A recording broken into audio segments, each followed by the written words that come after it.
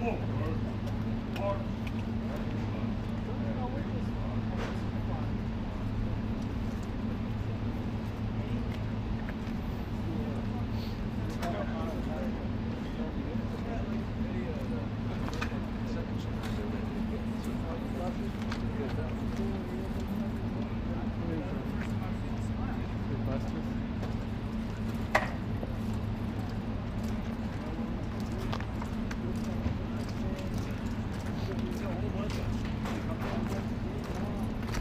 to hand me the 12-inch?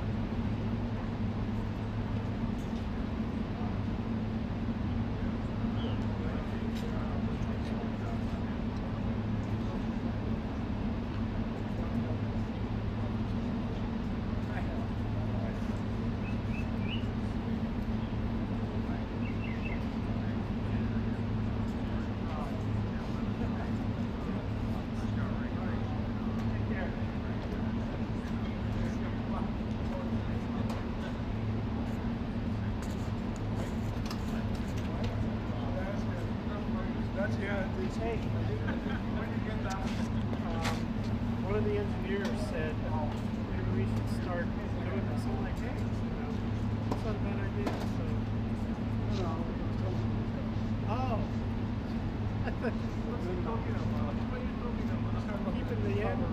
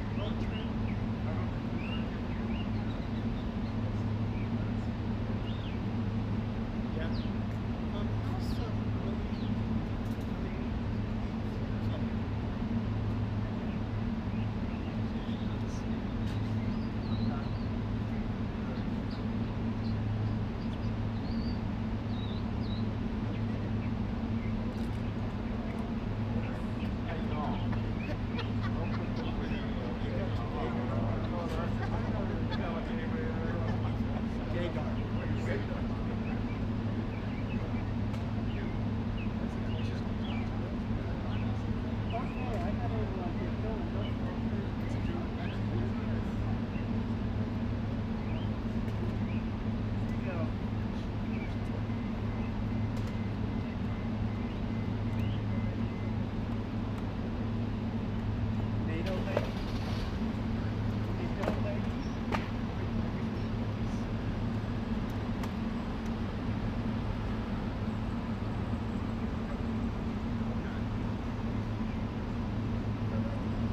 Oh, it's my pleasure.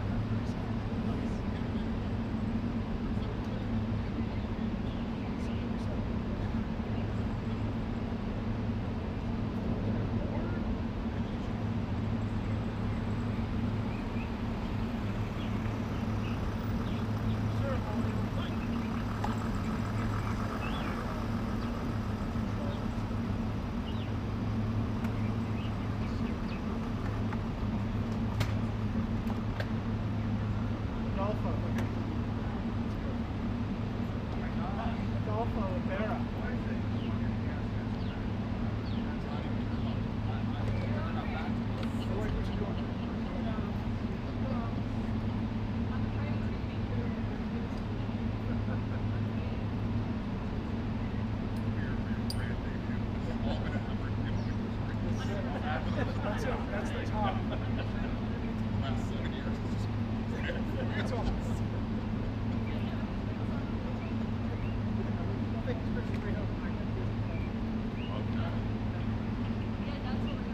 No, thank you for that. Please keep it coming.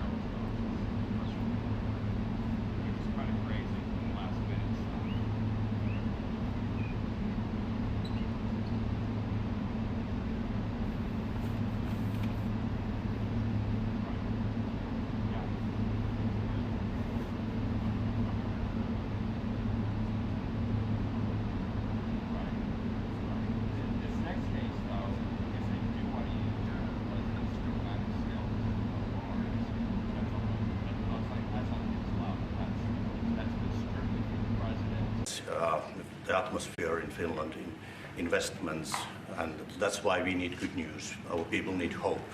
Right. So your border is closed. It's closed. And that's because you have so many Russians trying to get in?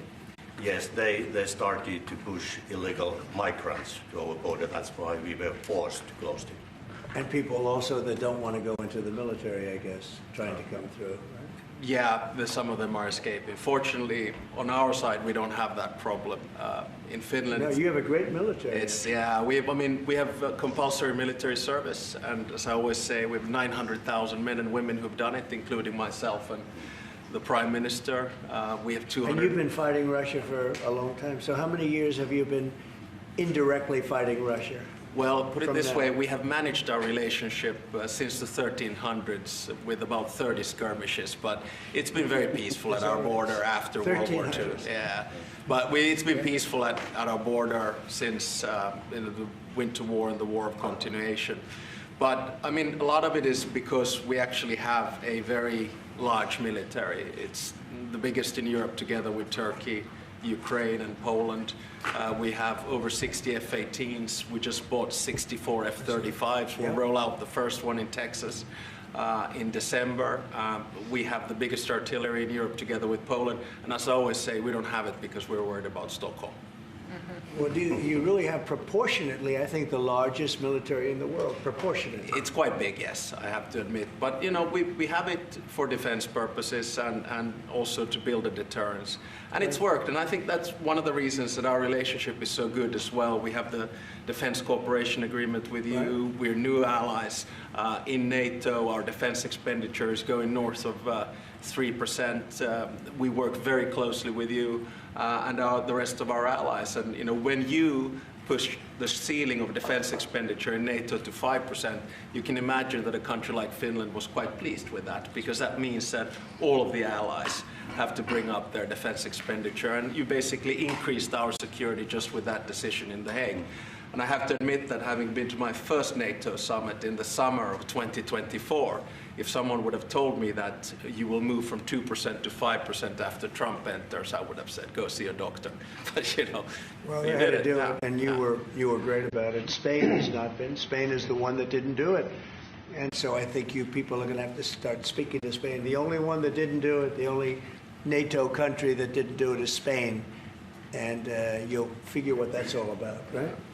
Yeah, I mean, we'll work, and I think with the leadership also, Mark Rutte, the Secretary General of NATO, I think, you know, there are a lot of commitments that have to take place, and this, of course, is going to also increase industrial defense exchanges. I think we buy 4 times more military material here from the US, and I think it's an essential part of our whole military setup in Europe. And it's good to be working on this together. But there's one thing that I wanted to mention also. I want to congratulate you for what we have seen in the past 24 hours in Gaza. Thank you. I think it's a historic deal. I went through the 20 points. It's almost like the best of record. You really see all the key elements. And if someone would have said a few weeks back that you and your team are able to push us to a position where there will be a ceasefire, an exchange of prisoners, hostages, and then a pullback, I would not have believed it. But it's this is what diplomacy is at its best, and I think it's a potentially huge deal. So congratulations to you and your team. Peace in the Middle East. Peace in the Middle East, yeah. And every country came together. Every single country came together, and people are shocked by it. But it's an amazing situation. Nobody thought it was going to happen. Thank you very much, and you've been of help too. You help always, but we are really working more closely together, having to do with Russia, Ukraine. Yeah. And I would have thought that would have been easier, because that would be number 8 for me, number 8. And I would have thought the Russia deal maybe would have been one of the easier ones. And unfortunately, last week they had over 7,000 soldiers die unnecessarily. So it's a terrible thing, but I think we'll be getting there hopefully soon. Yeah, probably we'll go, I mean, or you will be going piece by piece. I mean, there are only so many agreements that you can get done, and I think this one will be the next big one. Of course, this one needs to stick, and I'm sure it will, because the incentives are all there, and then we'll continue to work. I mean, the last time I was here in the Oval Office was with the other European leaders in August, and I think we did a lot of good advancement there on security arrangements. I think you pushed us Europeans hard not to buy oil and gas from Russia, which I think is a very correct decision. Europe just put down its 19th sanctions package. I think Russia is actually right now, both economically and militarily, not in a very strong place. And I think it's because of the commitments that we've made to Ukraine. So, you know, day by day on this one. We're going to get it worked out.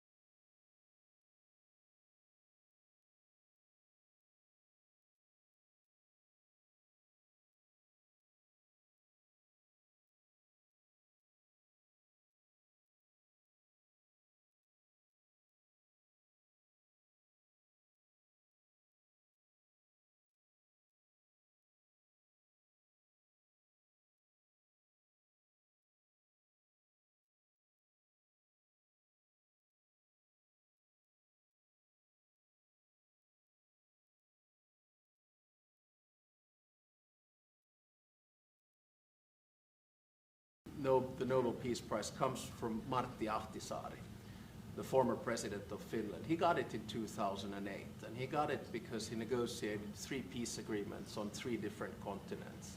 Namibia in Africa, Kosovo, Serbia in Europe, and then Aceh in Indonesia. And his message was always that when you do a peace agreement, the key is that it looks like an equal match, that the big guy doesn't win over the small guy, and vice versa. But I have to say that the track record of the President of the United States in the past 7 months, 8 months is rather impressive. Mr. President, follow up on the Nobel Peace Prize. Thank you so much, Mr. President. First of all, thank you, all of you, in behalf of the State of Israel, for everything that you're doing for my country. I want to know, how do you see the Middle East in a year from now under your leadership? And if you see maybe option for normalization between Israel and Saudi Arabia? I think it's going to be great. I think it's the hostages will be coming back Monday or Tuesday. I'll probably be there. I hope to be there, and we're planning on leaving sometime Sunday, and I look forward to it. And everybody I see is celebrating in Israel, but they're celebrating in many other countries too. A lot of the Muslim and Arab countries, they're celebrating. Everybody's celebrating. Everybody loves the deal. So it's a great honor to have been working on it. And as you know, it's all finalized and done. We've had a lot of terrifically talented people. We've had tremendous support from UAE, Saudi Arabia. Qatar has been unbelievable. Egypt, as you know, and Jordan. Indonesia, I mean, it's...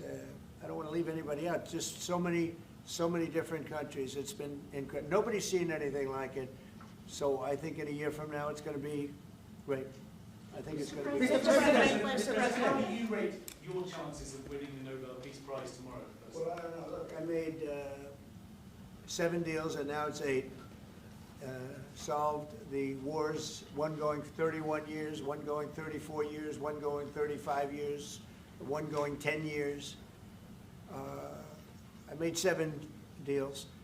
This would be number 8. The one I thought that I was going to make, and I think we will probably, is because it's a ridiculous war. It's a horrible war. The worst since World War II. If you look at the people dying, is Russia, Ukraine. I think we'll do that too. We've a lot of reasons for them to do it, and I think they'll be coming to the table pretty soon.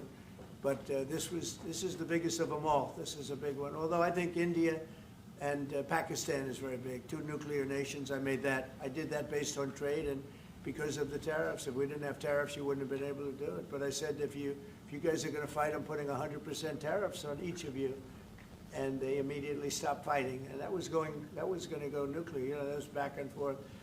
So I know one thing. I don't know what they're going to do really, but I know this, that nobody in history has solved 8 wars in a period of 9 months.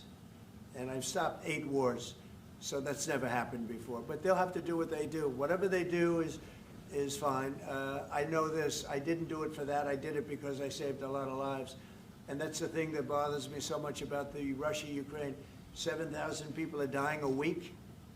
Young soldiers. They're almost all soldiers of Ukraine and Russia. So in theory, it doesn't affect us, no, but it's a terrible thing. And we'll get that solved too. But nobody has ever done 8 wars. Nobody's done 8 wars in 30 years, let alone 9 months. Are you going to step up? Mr. President, Obama got it for way Are less. you going to step up the pressure for a Ukraine deal? Yeah, particularly on we are stepping up the pressure. We're stepping it up together. We're all stepping it up. NATO's been great. The leader of NATO, as you know, Mark, has been fantastic, I think. He's a fantastic guy.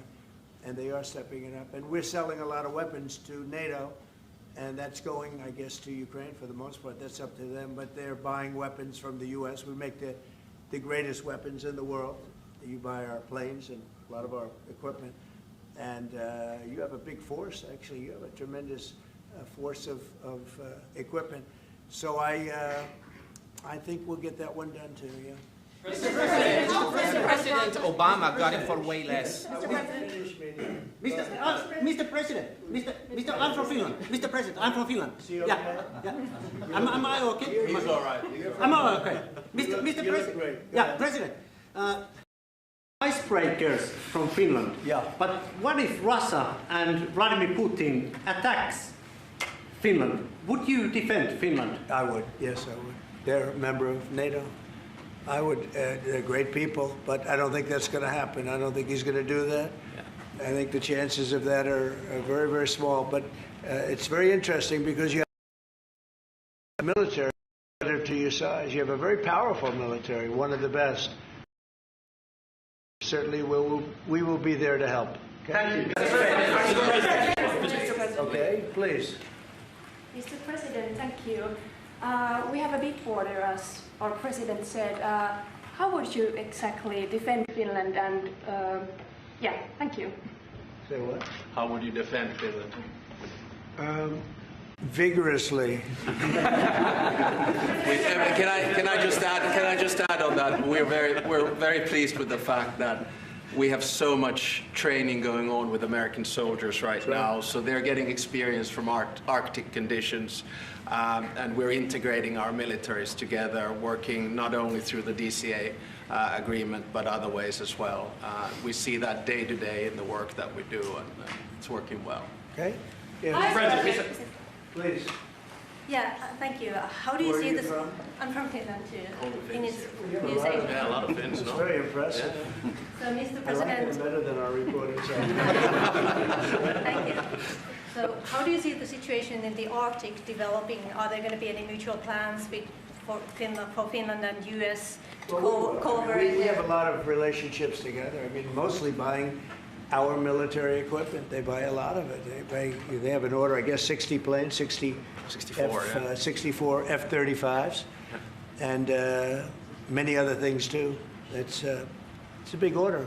Big countries don't order that many planes. You know, it's 10 billion. You have a lot of aircraft, a lot of great military. We make the best military equipment. They buy a lot from us, so it's very good. We're going to work together very closely with Finland and with NATO. We have a very good relationship. As you know, I requested that they pay 5%, not 2%, and most people thought that was not going to happen, and it happened virtually unanimously. We had one laggard. It was Spain. Spain. You have to call them and find why are they a laggard, and they're doing well too. You know, the funny thing, because of a lot of the things we've done, they're doing fine. They have no excuse not to do this, but that's all right. Maybe you should throw them out of NATO, frankly. Please, go ahead. What are you planning to do with Tall that? gentleman, nice tall gentleman, go ahead, with the yellow shirt. Thank you, Mr. President. I wanted to change gears just really quickly and ask you, you're going to Walter Reed tomorrow? What are you having done, and how are you feeling? I'm meeting with the troops, and I'm also going to do a sort of semi-annual physical, which I do. And I think I'm in great shape, but I'll let you know. But I have no difficulty thus far. Is there wood around here? I'll knock on. No difficulty. Physically, I feel very good. Mentally, I feel very good. You know, I did about 6-7 months ago. I do physicals. I like to, when I'm around, I like to check always early, always be early. It's a lesson for a lot of people.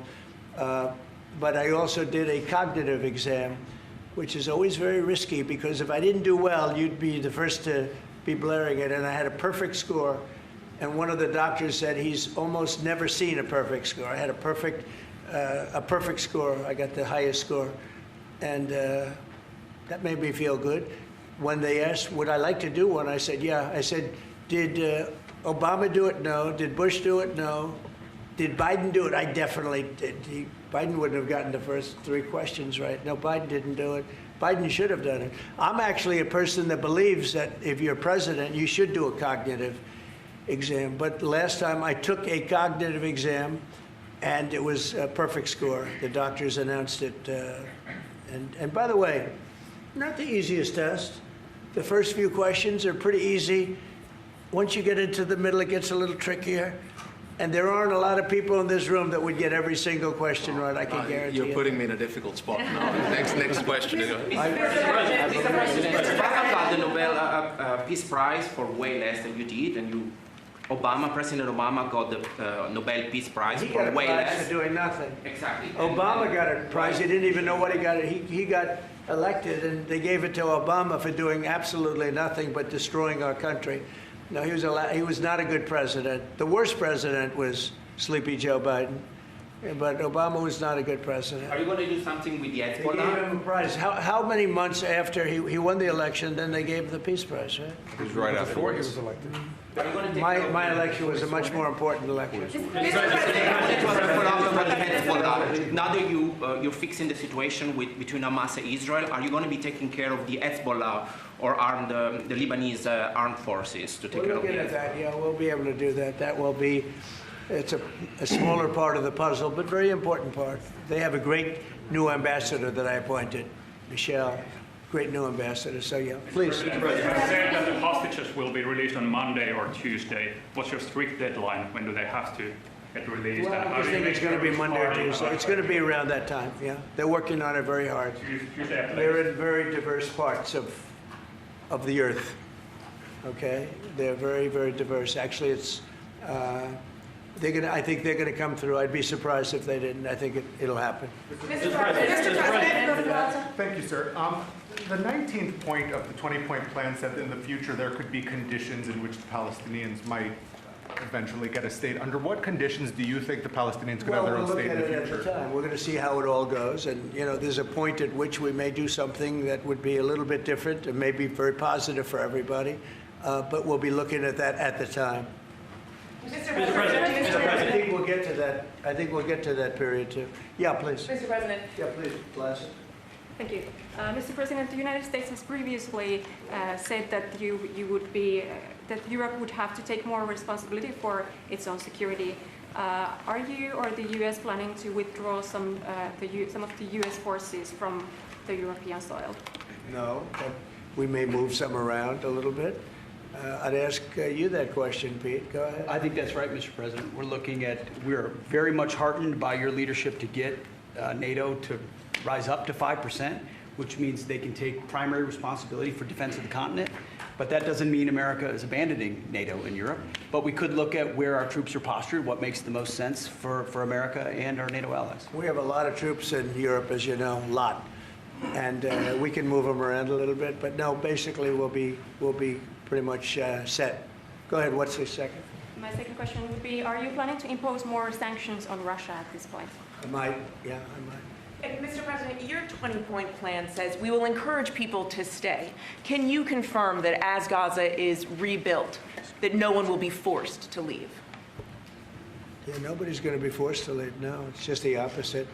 This is a great plan. This is a great peace plan. This is a plan that was supported by everybody. I mean, as I said, they're dancing in the streets of many, many countries right now. It's amazing. I've never seen anything like it.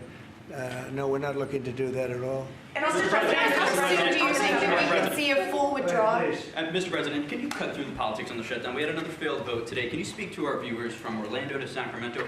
What's your message to some of these families tonight facing missed paychecks, potential layoffs, and missed benefits due to the shutdown? Yeah, I blame the Democrats. They ought to call their local Democrat representative, whether it's a senator or a congressman, and it's their fault. I mean, they admit it's their fault. They campaigned on the fact that they'd never shut down the country, but they want to shut it down. And, you know, we have the greatest economy. We're the hottest country in the world right now. I think you'd admit that. The hottest country. We went from a dead country a year ago to the hottest country in the world. So I think they probably don't like that. But we're doing great. I mean, we're doing great. I would say my message is call your local representative, congressman or senator, and tell them to get on the ball. The Democrats have caused this problem. Can I ask one more Congressman Yeah, Randy please. Fine? Thank you, Mr. President. Where are you from? I'm from Finland. It's so nice. Uh-oh, here we go. Here we go with a killer question. I would like to circle back to the icebreaker deal. So Finland and the U.S. are strengthening their economic partnership through the deal. What other areas of cooperation with Finland do you see as possible at this moment? Good question. We're going to be talking about that in a little while. We're going into the next door room, commonly known as the cabinet room, beautiful room, and we're going to be discussing that. But we'll be doing other things. It's a wonderful country with wonderful people. We've had a long-term relationship, but it's never been as close as it is now.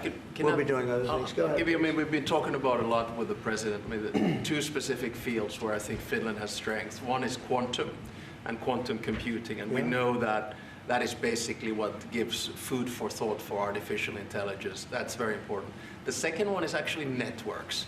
And you know that there are two sort of safe and trustworthy Western networks right now. One of them is Nokia, and the other one is Ericsson. And actually 70% of all broadband in the United States is Nokia.